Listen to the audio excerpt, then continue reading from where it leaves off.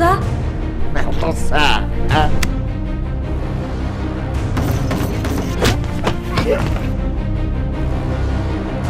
Орсын мавтай холбоотой юм шүү. Би өртөн. Тэгж хэлж болдгүй. Аз жаргалтай байгаагүй. Ах нь энэ сая. Дөрөв чигч 20,000 доллар. Тийм. Одоо эхлэх цаг нь болсон.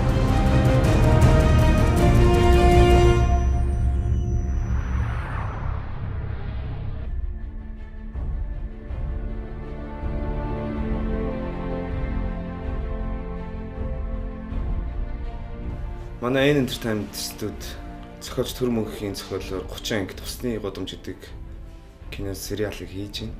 Өнгөрсөн жил 12 сард баха. Манай товчлолд хамт ажиллаж байсан баяраа давхиж орж ирээд тэгэхээр би үзүүлэхгүй надад одоо нэг ийм юм байгаа л байгаа. Одоо дөрөв анги биччихсэн гэдэг ингэсэн чинь үгүй наадад нь чулуу байна штэ биш. Наадах чинь би ер нь аваа явъя. Наадах чинь ер нь болгоно гэдэг аваа явсан юм байна. Шууд драма гэхээр их сонирхолтой байна. Би сүмгэрийг үлэхээр 10 нөгөөд энэ 10 дахиад зурхаад 10. Өөрөө өөрийнхөө оролдол одоо тоглоно гэдэг юм уу. Тэгээ өөрөө л байгаагаараа л гарлаа. Тэгээ шууд драмын одоо утга нь бол яг л одоо нийгэмд болж байгаа бүх зүйлийг тэр чигээр нь яг одоогийн байгаа байдлаар нь харуулахыг зорддог. Шинжил болох юм бол шинжил ярина, наадан болвол наадмал ярина гэх мэт юм л да. Энэ кинон дээр чинь 5 айлын юу байгаа шүү дээ. Тэгэл одоо тэнд чинь одоо Монгол Ардын намын ч байж байна. Тэнд нам бусч байж байна. Энэ бүх нь айлуудын үжил бодлын чиглэлүүд тус тустай явагдаж байгаа. Зарим хүмүүс болохоор жоохон улс төрсөн байна гэдэг янз бүрийн юм ярьж л байна л. Тэгээ тийм болохоор яг одоогийн энэ гарч байгаа цаг үеийн сонгуультай тавцж байгаа болохоор сонгуулийн талаар жоохон юм ярьж байгаа. Тэгээ тэрийг хэтэрхий улс төрөх гэж ойлгож бас болохгүй. Тэртээ тэргүй монголчууд тэр аяараа л бүгдээрээ улс төрждөг яг энэ цаг хугацаанд. Ер нь бол зүгээр ингээд зориг бол ерөөсөө шууд тийм одоо нийгэмтэйг зэрэгсэж явах.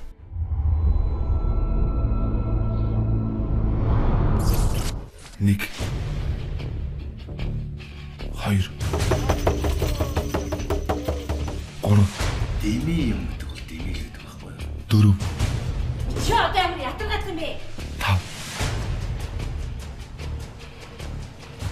2 үнний дунд нэг худлыг хавчуулж амьдрал.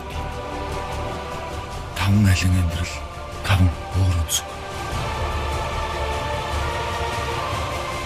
Усны удамжинд. Зүгээр ингээд сонирхоод ажаад байхад хүмүүс бас хүрээд байна. Киноны онцлогийг ярих юм бол одоо манай кино 90% павильонд хийгдэж байгаа.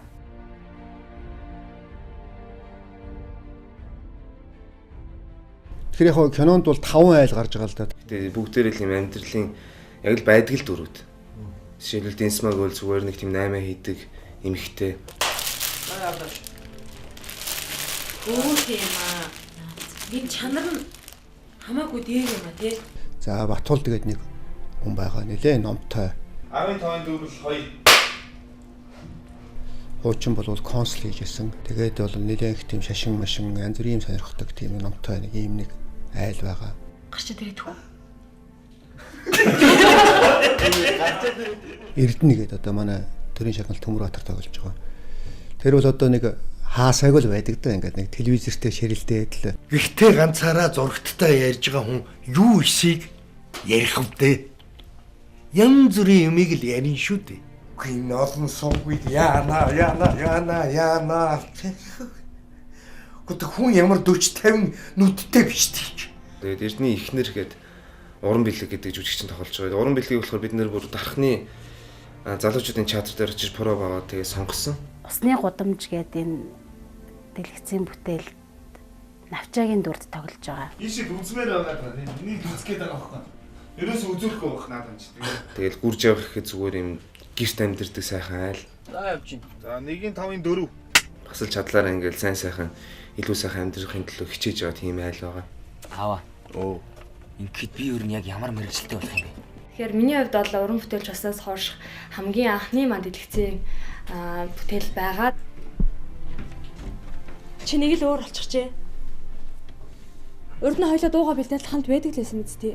Миний дүрийн хувьд бол Усны гудамж киноны гол дүрийн залуу болох Галтад хайр сэтгэлтэй ийм охины дүр байгаа.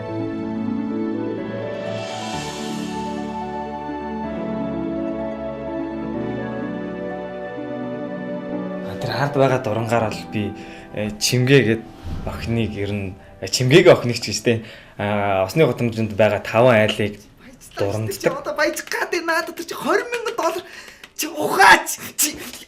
Яа.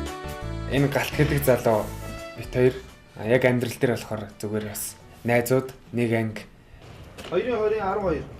$20,000. Би өөр 20 чигээр сонссон юм чи. Би хэд байгаа юм уу? Тийм. Тэгээ ер нь бол цааш нь өргөжлүүлээд байвал яасан бэ гэсэн бодол байгаа юм. Тэгээ үзэгч та бүхэн бол одоо бидний алдаа оноог сайхан хэлээд өгөөрэй. Усны гудамж ТV сериал гэсэн Facebook байгаа.